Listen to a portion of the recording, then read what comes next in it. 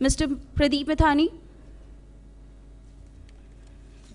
To discuss this, one of the very key issue, not only in India and Indian cities, but if you look at the figures and discussions, it's literally a global scale problem.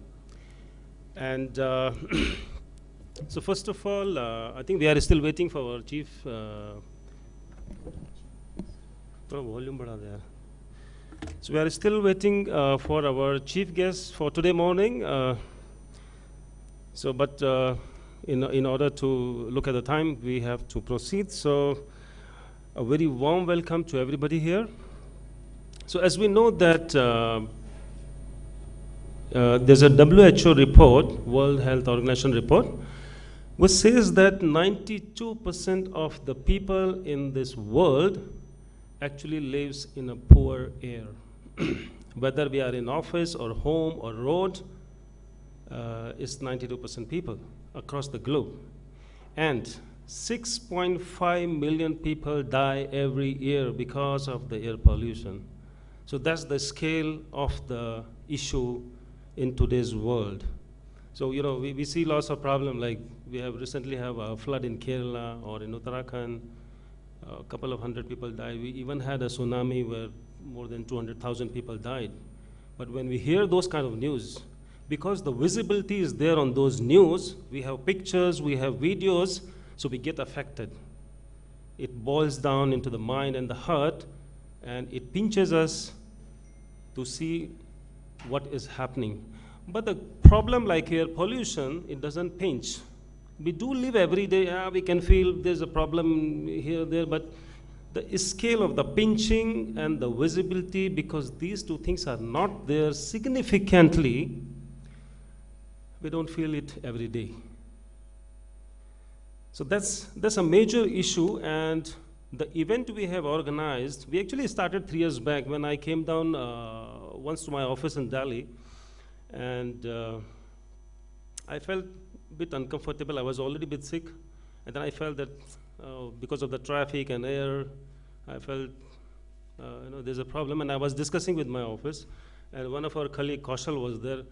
Then he suddenly started talking about air pollution. He put some figures and data, and I was a bit amazed. Wow, Kaushal, you really have a lot of knowledge on the subject. And that is where we thought that, can we formulate this information? Can we dig more? How big is this problem? Is it only me and a couple of other people, or is like large scale? So that is where, when we started digging, we collected some reports, my team worked on it, and that is where we conceptualized Airothon, where we are sitting today to discuss more about it. I also want to welcome Dr. Navkant Bhatt from ISC Bangalore, who is here with us today. And I'm sure there are a lot of other expertise who will be talking throughout the day. I'm just a common person like you, so but very keen. I understand the problem as it does affect individually to me and as well as to you, and therefore it percolates to the family, the city, and therefore into the entire nation. India is a very young country. 65% of the people are actually less than 35 years of the age. So that simply means 800 million people are actually young. But are we really young? Are we healthy? Young is important, but healthy as well. I remember one dance I saw in Deepavali night in Singapore. Where I live, every Deepavali we have a community event, and I saw one performance. Everybody was 60-year plus. All Singaporean retired people. They really perform like, the people, and then some people go on your shoulder, then some more on shoulder, making a pyramid sort of thing. And I was amazed to see the energy and the active body they have.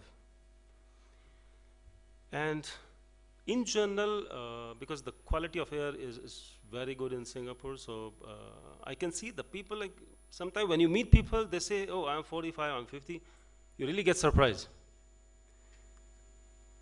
You know? So I traveled many nations, met many people across Asia, Middle East, globe. You can feel the moment you land into a country, the quality of air is directly related to the way people behave, the way they look, the way they are, how energetic they are, and how much they contribute to your discussion or activities for which you are there. It's clearly visible. If you are interested in the topic, you can see that.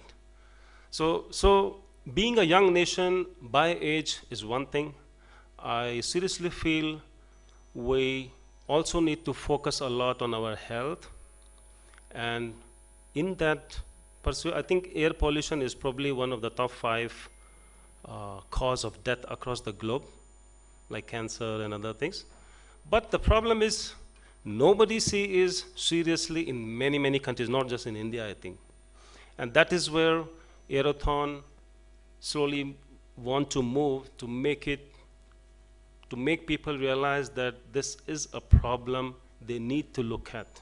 And there are solutions also coming out.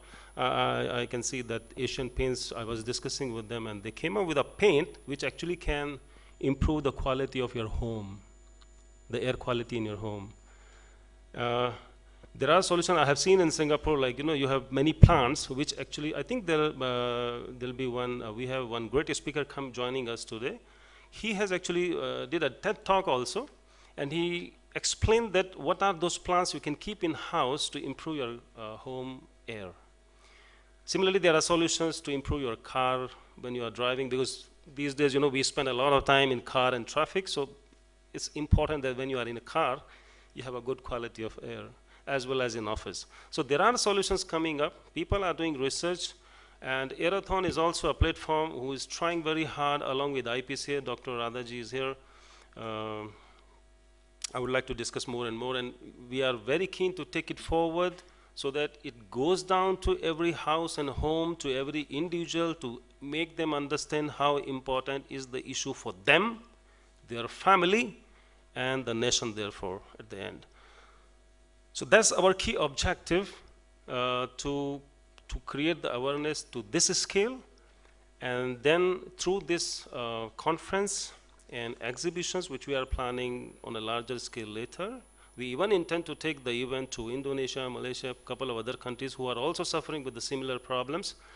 And in those sessions, we will increase our stakeholders in the event, more and more participants from industries, education institutes, researchers, NGOs, to make sure that every individual to wherever we go, we spread the message, we alert the people, and along the line, we bring the solution also,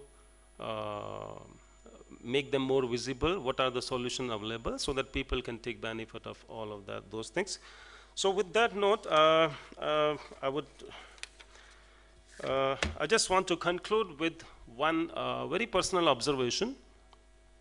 Around a month back, I was in a very small country called Samoa. I'm not sure whether people know about it. It's 4 tiny islands behind New Zealand in the Pacific Ring.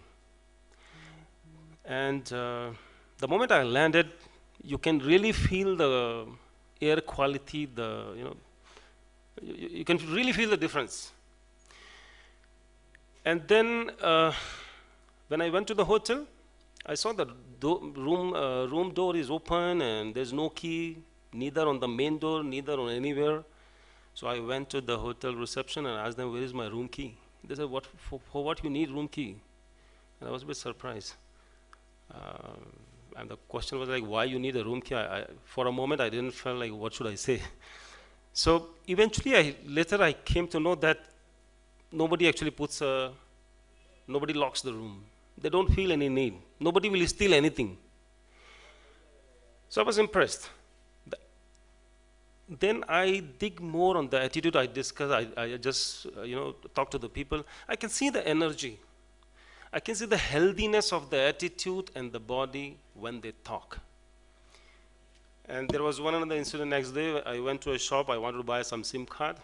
The guy said, sorry, sir, we don't have this, but let me take you to the place where you can buy. So he left the shop, took out his car, put me in the car, took me, drive off to the place, and I just bought over the car, and he brought me back to the, my hotel. How many cities in the world you can expect that kind of behavior? That is the effect of, I feel, it's a healthy air, which makes people, which makes a lot of impact on attitude. That's what I learned in that little small country, Samoa. And I think I need to translate that into some sort of message tool so that much more people can understand it effectively and probably apply some tools and solutions to their own life to make their air healthy, whether they are in home, car, or office, wherever they are.